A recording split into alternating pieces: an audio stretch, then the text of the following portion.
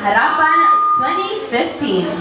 Mga Tomasino, kani-kanina lamang ay sinagot ng ating mga kandidato ang mga katanungan ng ating mga kapwa Tomasino. Ngayon naman ay dadako tayo sa mga katanungan na nanggagaling mula sa social media, hatid sa inyo ni Mr. Z. Carvajal. Z? Salamat, Sam. Hanggang ngayon, wala pa rin pahinga ang mga sinasabi ng tao sa social media na gumagamit ng hashtag UST Halalan 2015. Tulad na lamang ni Japa Castro, ang sabi niya, don't be an apathetic student. Be knowledgeable when voting for the right person to serve the Tomasian community. Tumpak!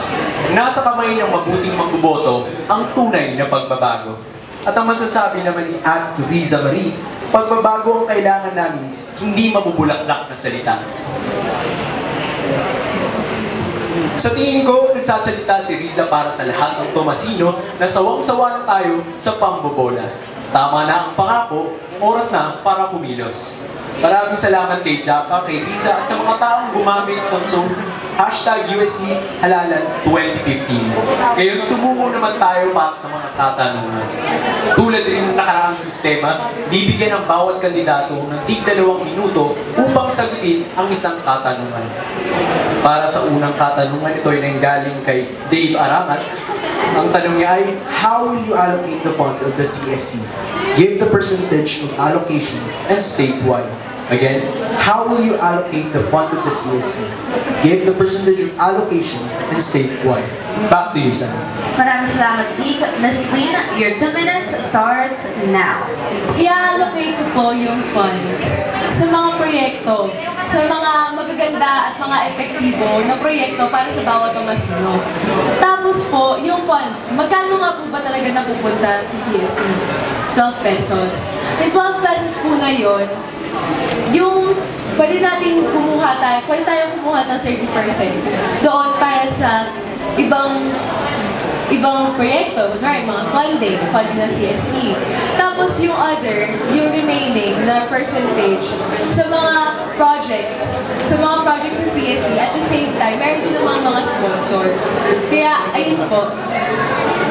Maraming salamat, Ms. Lynn. Mr. Roy, ang iyong 2 minuto ay nagsisimula ngayon. Gaya nga po ng sinabi ko kanina, gusto ko po na bawat sentimo na ilalaan ng bawat estudyante sa konseyo ay napupunta sa makabuluhang proyekto. Proyekto na sinasabi ko po na mababawa yung sa interest po nila para mabawasan po yung pagiging apathetic nila. At yung sa percentage of allocation naman po, 17 pesos po. Yung 5 pesos na pupunta sa SOCC and yung 12 pesos na pupunta po sa Central Student Council. Yung percentage po na yun, ng 12 pesos, ay pwede natin siyang gamitin sa projects. For example, Bazaar for a Cause. Yung mga magbibenta is mga business students. At yung makukuha natin, malilikom natin pondo doon, pwede natin siyang idagdag sa pondo ng Central Student Council para lumago at makapagpatupad pa tayo ng proyekto na gusto ng mga estudyante. Yun po, maraming salamat po. Maraming salamat, Mr. Roy. At para sa susunod na katanungan, Z. Para sa susunod na katanungan, ito ay pinadala ni Roy Saez from 2C1. Ang sabi niya, how will you let the student body feel that you are the forefront of their concerns? That you are the first people they run to? For example, the tuition fee hike. Again, how will you let the student body feel that you are the forefront of their concerns? That you are the first people they run to? Sam? Maraming salamat, Z. Mr. Roy, your 2 minutes starts now. Tumatakbo man po ako ngayon bilang inyong Central Student Council Treasurer, wala rin naman po akong pinagkaiba sa mga estudyante. Estudyante din naman po ako na minsan na nalulungkot sa pagtaas ng mga sasabihin na natin, tuition. Pero para sa akin naman po, kung magtataas sila ng tuition, na-justify naman po nila yung pagtaas at reasonable naman po.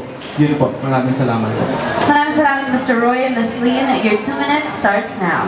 Di ba nga po, tulad ng isang kasabihan, bago tayo naging student leader, students muna tayo.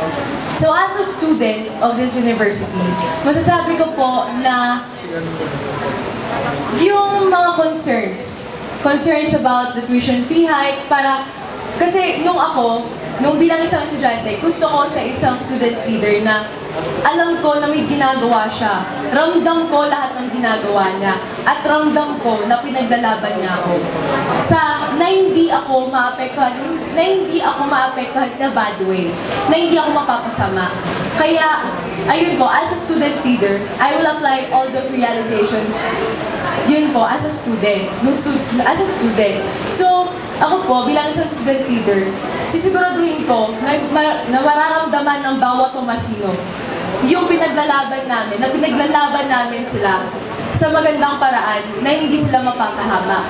At the same time, ayun po, regarding the tuition fee hike, na ginagawa naman ng paraan at patuloy namin gagawa ng paraan para maramdaman ng bawat isa kung ano nga ba talaga nangyayari at yun po.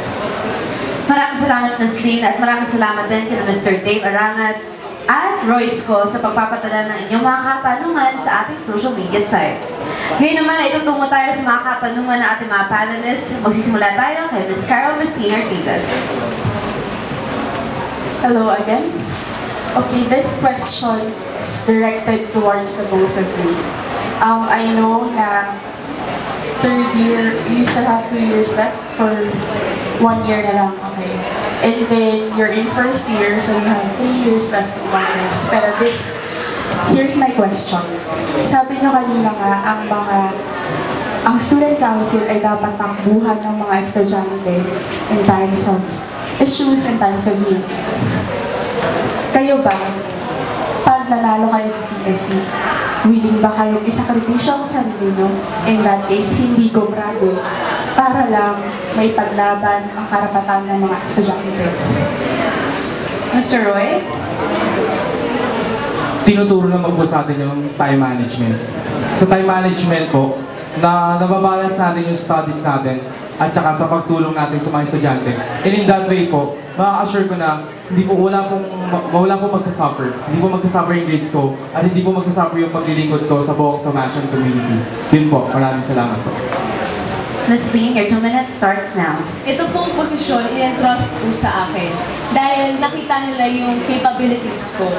At ako po, bilang na umayag po ako at tatakbo ako ngayon, alam ko po lahat ng mga pwedeng mangyari at handa ko po yun na gawa ng solusyon, gawa ng paraan. At ayun po, kung alam naman natin, di ba, ulitin ko po, lagi, ang motto ko po kasi sa sarili ko, tandaan ko lagi na bago ako naging student leader, student ako. Kaya syempre, dapat, as a student leader, good example ka din. Lagyan mo, gawin mo yung best mo sa pag-aaral mo, at the same time, gawin mo yung trabaho mo ng mabuti. Kasi yan yung ine-expect sa'yo ng bawat Tomasino, at kaya kanila pinagkatiwalaan, kaya kanila binoto sa posisyon na yan. Yun po. Maraming salamat, Ms. Lynn at Ms. Artigas. Kaya naman po ang susunod na katanungan ay manggagaling kay Ms. Aliana Bantolo. This question is directed to Ms. Lynn. Okay. So, for the benefit of the viewers, let's talk about the feasibility of your proposal. Because, yeah, as treasurer, you have to ensure that every peso has to go to an area where it could be maximized to its fullest extent. Okay, so let's talk about your proposal, which is the Tipid Tomasino. Okay, so just because you provide Tomasians with the room to improve themselves or to better themselves or like an education for these Tomasians, that doesn't necessarily mean that Tomasians are going to subscribe to this proposal. So now, tell me that our money will not be put to waste by paying for your program. That the Tomasian people on the ground are fully capable, or that you are capable of inciting the active involvement and participation of these Tomasians. Thank you po. Ms. Lynn, your 2 minutes starts now. Okay po. Sige, i-introduce ko po muna sa inyo ang Tipid Tomasino. Ang Tipid Tomasino po ay para makatulong sa mga estudyante sa bawat Tomasino para sa proper, para maging ready po sila sa mga possible financial challenges. So, yung program, it's a program. Yung program ko na yun, maraming activities. Una, yung backbone nung yung Tipid Tomasino card. Itong Tipid Tomasino card, meron akong meron ako na contact. And eto, siguradong ramdam ng mga Tomasino kasi this is customized exclusively for the Tomasians, for the Tomasian students. Kaya sigurado at mararamdaman nila na ay hindi to basta-bastang proyekto, ay hindi lang to ginawa para lang mag-project ako.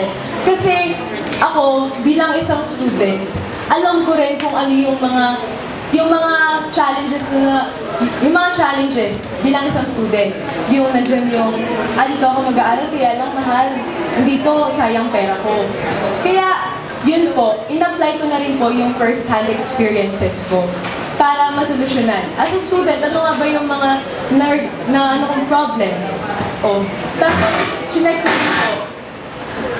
Kaya, I can say na this will be effective and this will be efficient to the Tomasian students. Yun lang po.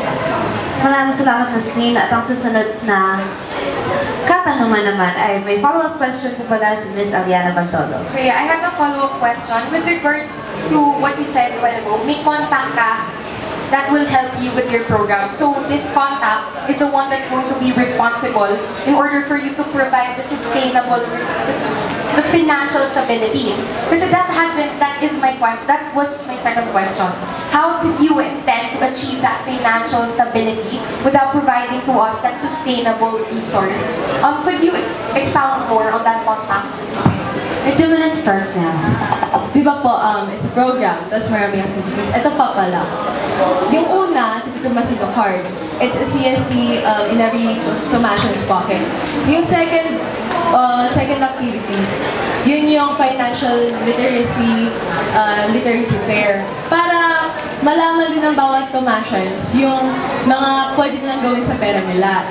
Tapos, yung next, yung seminars para sa freshmen and graduating students. Para ma-aware sila kung ano pa nga ba yung mga pwede nilang magawa. And doon ko ipapasok yung kahalagahan ng discount cards. Doon ko ipapasok yung kahalagahan ng tipid Tomasino. At doon ko rin po ipapasok yung magiging epekto at magiging advantages ng tipid Tomasino card sa bawat Tomasino. Tapos po, okay, yung sustainability po. Yung sustainability, kasi before ko po ito present, nagtanong-tanong na rin po ako. And as a treasurer, dapat po may wide connections po tayo, may network po tayo. Kasi dyan po papasok yung sponsors. Dapat marami tayong kilalang tao. Kaya bilang isang galing rin sa org, at bilang isang naging apprentice sa org ko na yun, natutunan ko na rin po yung mga galawan pagdating sa sponsorship at pagdating po sa pakikipag-usap sa iba't ibang tao para sa sustainability ng isang proyekto. Yun lang po. Maraming salamat, Ms. Lynn. At ang susunod na katanungan ay magagaling kay Mr. Robert Regario Jr. Okay, I wanted two of you to breathe. Madali lang tanong na to. Okay. It has to do with your advocacies. This question is for the two of you. So, Len Benet, your advocacies include student wellness and financial stability. While ikaw naman, Roy Serio, your advocacies include community development and financial integrity, transparency, and accountability. So my question, gusto ko lang malaman what are your concrete plans or projects on how to promote all your advocacies, concrete plans or projects. Thank you. Mr. Roy, ang iyong 2 minuto ay magsisimula ngayon. Yung sa financial accountability, integrity, and transparency, yun nga po, nasabi ko na kanina yung project ko ng CCTV report. Tapos yung sa naman po, sa community development, pwede po tayong magkaroon ng medical mission in partnership with the medicine students. At pwede rin po tayo magkaroon ng mga parang pa-workshop ng mga excellent Tomasian students natin. Na kanyari po, sa Teatro Tomasino or sa musika, pwede po silang pumunta sa mga partner schools natin at ibahagi po nila sa mga estudyante natin. Sa mga estudyante doon, yung kaalaman po nila with regards po sa talent nila. Yun po, maraming salamat po. Maraming salamat, Mr. Ms. Lynn. Ang iyong 2 minuto ay magsisimula ngayon. Under po doon sa financial stability po, mapapasok po yung mga proyekto na Tipid Tomasino tsaka Hope Fund. Tapos po sa student wellness, yung Project 4G. Unahin po natin yung student wellness. Bakit po Project 4G. Yung Project 4G po is Go, Grow, Glow, and Growl. Yun po yung nag-focus po sa responsible eating of the Tomashan community. Bakit food? Kasi diba, lahat tayo pwede hindi mag-exercise. Pero lahat tayo, araw-araw kumakain, diba? Kaya yun yung first step ko, yun yung priority ko, responsible eating. Tapos, second, let's talk about the financial stability. Yung una po doon ay yung tipid Tomasino. Yun nga po yung kanina pa ina-explain na parang po sa mga Tomasians, para ramdam na ramdam at magagamit, concrete na concrete yung financial stability. Pagdating sa usaping pera, yun yung tipid Tomasino card natin. And the awareness and the knowledge, yun po lahat. And the last one is the home fund. Yung home fund po, para po ito makatulong sa mga nangangailangan. Ito po yung mga funds para matulungan natin yung mga deserving student leaders para matulungan natin sila sa mga pangangailangan nila pagdating sa pag-aaral, yung tuition fees po nila. Dahil harapin naman po natin, hindi naman po madali kapag humingi ng tulong, kapag kailangan mo na. Paano kung biglang may mangyari sa'yo na kailangan mo ng pera?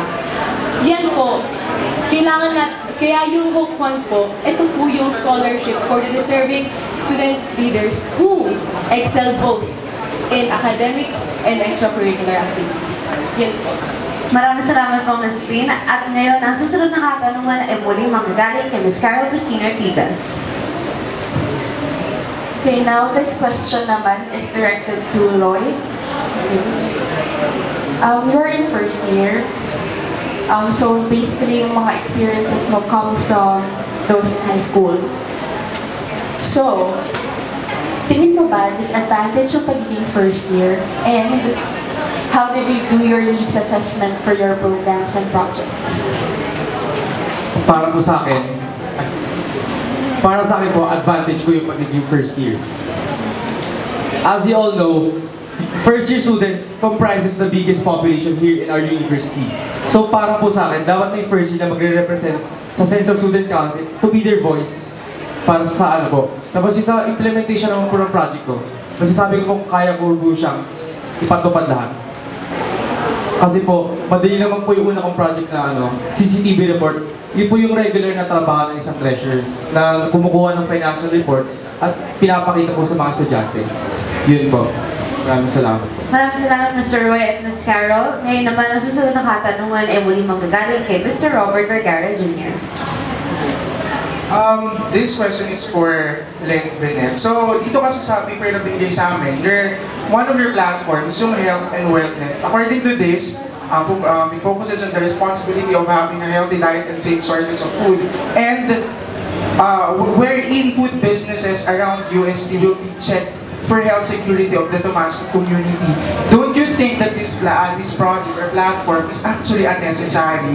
Kasi food establishment, in order for them to be established, they have the standard na for the sanitary standards and stuff like that. Don't you think that this project is unnecessary? Mas tingin na mag-umpisa ang iyong dalawang minuto. I believe that this project is necessary. Why? Kasi po, una po, bago ko po yan, pinopost ko na po siya sa health service and they approved it. Kaya, masasabi ko po na mahalaga yun. Kasi, yun nga, araw-araw tayo kumakain. And, eto, di ba meron tayong basic requirements or may basic checklist tayo para sa mga food establishments? Una dyan yung hairnet, apron, gloves, tsaka yung para sa mga food handlers. To be honest, nakikita ba natin yung sa mga food handlers? Sa lahat ba ng food establishments outside of the university? Di ba? Hindi naman po given, sige, fine. Meron silang permits, meron silang mga ganun. Pero, once na pwede pa rin po kasi na it depends upon the person, the food handler, kung paano nila iaaraw-arawin yung pagiging strict and disciplinado nila. Yun po. Maraming salamat, Ms. at sa ating mga panelists, ayan na mga Tomasino, nasagot na ng ating mga kandidato ang mga katanungan mula sa social media sites at ang iba pang katanungan ng ating mga panelists. Patuloy lang po ang pag-tweet gamit ang official na hashtag UST Halalan 2015 sa UST Comlink at sa Tomcat UST. Magbabalik po ang Harapan 2015.